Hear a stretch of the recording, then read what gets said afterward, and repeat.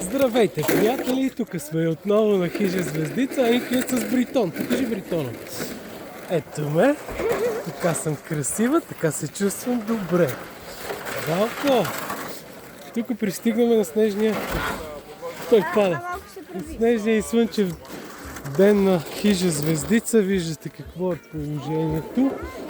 Има и наденички, които се пекат много добре. Това ще го изя. Много дългата интересно. Отиваш ти? Добре, децата тръгват вече към парзалката. Да видим какво ще стане. Има ски. Ма ставайте, защото тук е опасно. Тръгваме нагоре към парзалката. Мисля, че от тук е пътечката за шейните, да не се бъркайте с скита. Всички са щастливи, весели, на хижа Звездица.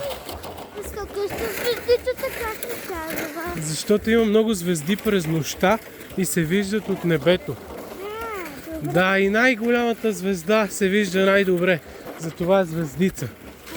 Ето я Ники с новата си прическа, с която ще бъде най-атрактивна днес. Да.